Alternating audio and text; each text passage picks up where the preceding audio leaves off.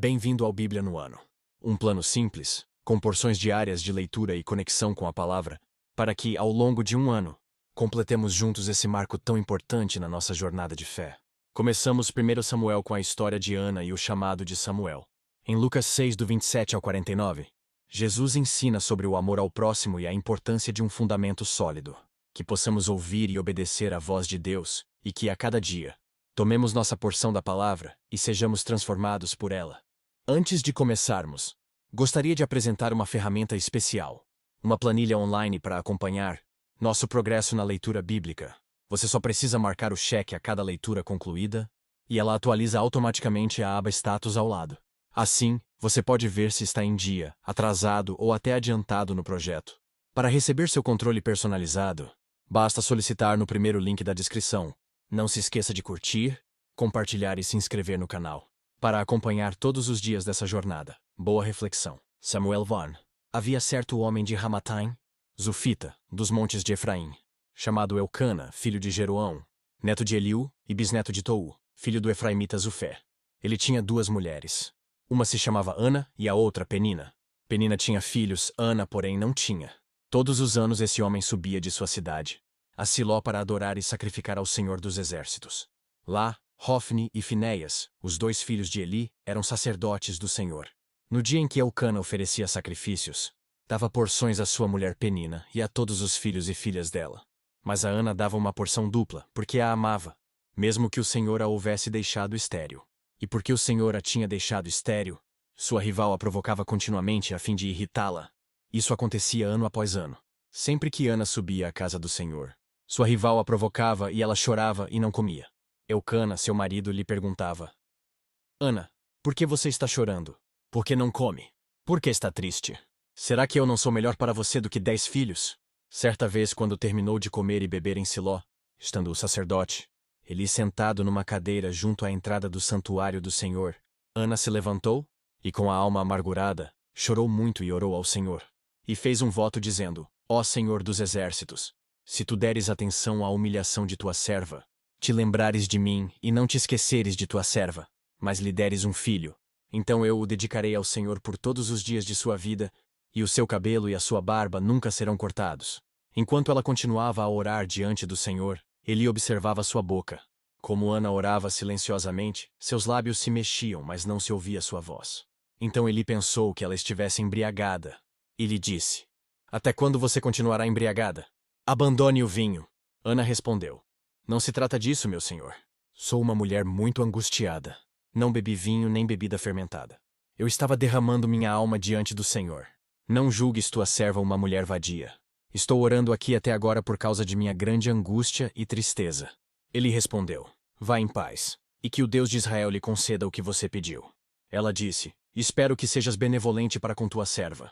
Então ela seguiu seu caminho, comeu, e seu rosto já não estava mais abatido. Na manhã seguinte, eles se levantaram e adoraram ao Senhor. Então voltaram para casa, em Ramá. Elcana teve relações com sua mulher Ana, e o Senhor se lembrou dela. Assim Ana engravidou, e no devido tempo deu à luz um filho. E deu-lhe o nome de Samuel, dizendo: Eu o pedi ao Senhor. Quando no ano seguinte Elcana subiu com toda a família para oferecer o sacrifício anual ao Senhor e para cumprir o seu voto, Ana não foi e disse a seu marido: Depois que o menino for desmamado, eu o levarei e o apresentarei ao Senhor, e ele morará ali para sempre. Disse Elcana, seu marido: Faça o que lhe parecer melhor. Fique aqui até desmamá-lo. Que o Senhor apenas confirme a palavra dele. Então ela ficou em casa e amamentou seu filho até que o desmamou. Depois de desmamá-lo, levou o menino, ainda pequeno, à casa do Senhor em Siló, com um novilho de 3 anos de idade, uma arroba de farinha e uma vasilha de couro cheia de vinho. Eles sacrificaram o novilho e levaram o menino a Eli. E ela lhe disse: Meu senhor, juro por tua vida que eu sou a mulher que esteve aqui a teu lado, orando ao Senhor. Era este menino que eu pedia, e o Senhor concedeu-me o pedido. Por isso agora eu o dedico ao Senhor. Por toda a sua vida será dedicado ao Senhor. E ali adorou o Senhor. Samuel 2. Então Ana orou assim: Meu coração exulta no Senhor. No Senhor minha força é exaltada. Minha boca se exalta sobre os meus inimigos, pois me alegro em tua libertação. Não há ninguém santo como o Senhor. Não há outro além de ti. Não há rocha alguma como o nosso Deus. Não falem tão orgulhosamente. Nem saia de suas bocas tal arrogância, pois o Senhor é Deus sábio. É Ele quem julga os atos dos homens. O arco dos fortes é quebrado, mas os fracos são revestidos de força. Os que tinham muito, agora trabalham por comida. Mas os que estavam famintos, agora não passam fome. A que era estéril deu à luz 7 filhos. Mas a que tinha muitos filhos ficou sem vigor. O Senhor mata e preserva a vida. Ele faz descer a sepultura e dela resgata. O Senhor é quem dá pobreza e riqueza. Ele humilha e exalta. Levanta do pó o necessitado, e do monte de cinzas ergue o pobre. Ele os faz sentarem-se com príncipes e lhes dá lugar de honra. Pois os alicerces da terra são do Senhor. Sobre eles estabeleceu o mundo. Ele guardará os pés dos seus santos, mas os ímpios serão silenciados nas trevas. Pois não é pela força que o homem prevalece. Aqueles que se opõem ao Senhor serão despedaçados. Ele trovejará do céu contra eles. O Senhor julgará até os confins da terra. Ele dará poder a seu rei e exaltará a força do seu ungido. Então Eucana voltou para casa em Ramá. Mas o menino começou a servir o Senhor sob a direção do sacerdote Eli. Os filhos de Eli eram ímpios. Não se importavam com o Senhor, nem cumpriam os deveres de sacerdotes para com o povo. Sempre que alguém oferecia um sacrifício, o auxiliar do sacerdote vinha com um garfo de 3 dentes. E enquanto a carne estava cozinhando, ele enfiava o garfo na panela, ou travessa, ou caldeirão, ou caçarola, e o sacerdote pegava para si tudo o que vinha no garfo. Assim faziam com todos os israelitas que iam a Siló. Mas antes mesmo de queimarem a gordura, vinha o auxiliar do sacerdote e dizia ao homem que estava oferecendo o sacrifício: dê um pedaço desta carne para o sacerdote assar. Ele não aceitará de você carne cozida, somente crua. Se o homem lhe dissesse: deixe primeiro a gordura se queimar e então pegue o que quiser, o auxiliar respondia: não, entregue a carne agora, senão eu a tomarei à força. O pecado desses jovens era muito grande à vista do Senhor, pois eles estavam tratando com desprezo a oferta do Senhor. Samuel, contudo, ainda menino, ministrava perante o Senhor, vestindo uma túnica de linho. Todos os anos sua mãe fazia uma pequena túnica e a levava para ele. Quando subia a Siló com o marido para oferecer o sacrifício anual, Eli abençoava Elcana e sua mulher, dizendo: o Senhor dê a você filhos, desta mulher no lugar daquele por quem ela pediu e dedicou ao Senhor. Então voltavam para casa. O Senhor foi bondoso com Ana. Ela engravidou e deu à luz 3 filhos e 2 filhas. Enquanto isso, o menino Samuel crescia na presença do Senhor. Eli, já bem idoso, ficou sabendo de tudo que seus filhos faziam a todo o Israel, e que eles se deitavam com as mulheres que serviam na entrada da tenda do encontro. Por isso lhes perguntou: por que vocês fazem estas coisas? De todo o povo ouço a respeito do mal que vocês fazem. Não, meus filhos. Não é bom o que escuto se espalhando entre o povo do Senhor. Se um homem pecar contra outro homem, os juízes poderão intervir em seu favor. Mas se pecar contra o Senhor, quem intercederá por ele? Seus filhos, contudo, não deram atenção à repreensão de seu pai, pois o Senhor queria matá-los. E o menino Samuel continuava a crescer, sendo cada vez mais estimado pelo Senhor e pelo povo. E veio um homem de Deus a Eli, e lhe disse: assim diz o Senhor, acaso não me revelei claramente à família de seu pai, quando eles estavam no Egito, sob o domínio do faraó? Escolhi seu pai dentre todas as tribos de Israel para ser o meu sacerdote, subir ao meu altar, queimar incenso e usar um colete sacerdotal na minha presença. Também dei à família de seu pai todas as ofertas preparadas no fogo pelos israelitas. Por que vocês zombam de meu sacrifício e de minha oferta que determinei para a minha habitação? Por que você honra seus filhos mais do que a mim, deixando-os engordar com as melhores partes de todas as ofertas feitas pelo meu povo Israel? Portanto, o Senhor, o Deus de Israel, declara: prometi à sua família e à linhagem de seu pai que ministrariam diante de mim para sempre. Mas agora o Senhor declara: longe de mim tal coisa. Honrarei aqueles que me honram, mas aqueles que me desprezam serão tratados com desprezo. É chegada a hora em que eliminarei a sua força e a força da família de seu pai, e não haverá mais nenhum idoso na sua família, e você verá aflição na minha habitação. Embora Israel prospere, na sua família ninguém alcançará a idade avançada. E todo descendente seu que eu não eliminar de meu altar será poupado apenas para lhe consumir os olhos com lágrimas e para lhe entristecer o coração. E todos os seus descendentes morrerão no vigor da vida. E o que acontecer a seus 2 filhos, Hofni e Finéias, será um sinal para você: os 2 morrerão no mesmo dia. Levantarei para mim um sacerdote fiel, que agirá de acordo com o meu coração e o meu pensamento. Edificarei firmemente a família dele, e ele ministrará sempre perante o meu rei ungido. Então todo o que restar da sua família virá e se prostrará perante ele, para obter uma moeda de prata e um pedaço de pão, e lhe implorará que o ponha em alguma função sacerdotal, para ter o que comer. Samuel 3. O menino Samuel ministrava perante o Senhor, sob a direção de Eli. Naqueles dias raramente o Senhor falava, e as visões não eram frequentes. Certa noite Eli, cujos olhos estavam ficando tão fracos que já não conseguia mais enxergar, estava deitado em seu lugar de costume. A lâmpada de Deus ainda não havia se apagado, e Samuel estava deitado no santuário do Senhor, onde se encontrava a arca de Deus. Então o Senhor chamou Samuel. Samuel respondeu, estou aqui. E correu até Eli e disse, estou aqui. O Senhor me chamou? Eli, porém, disse, não o chamei. Volte e deite-se. Então ele foi e se deitou.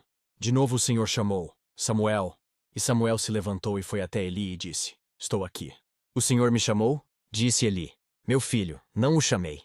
Volte e deite-se. Ora, Samuel ainda não conhecia o Senhor. A palavra do Senhor ainda não lhe havia sido revelada. O Senhor chamou Samuel pela terceira vez. Ele se levantou, foi até Eli e disse, estou aqui. O Senhor me chamou? Então Eli percebeu que o Senhor estava chamando o menino. E lhe disse, vá e deite-se. Se ele chamá-lo, diga, fala, Senhor, pois o teu servo está ouvindo. Então Samuel foi se deitar. O Senhor voltou a chamá-lo como nas outras vezes. Samuel, Samuel. Então Samuel disse, fala, pois o teu servo está ouvindo. E o Senhor disse a Samuel, vou realizar em Israel algo que fará tinir os ouvidos de todos os que ficarem sabendo. Nessa ocasião executarei contra Eli tudo o que falei contra sua família, do começo ao fim. Pois eu lhe disse que julgaria sua família para sempre, por causa do pecado dos seus filhos, do qual ele tinha consciência. Seus filhos se fizeram desprezíveis, e ele não os repreendeu. Por isso jurei à família de Eli. Jamais se fará propiciação pela culpa da família de Eli mediante sacrifício ou oferta. Samuel ficou deitado até de manhã, e então abriu as portas da casa do Senhor.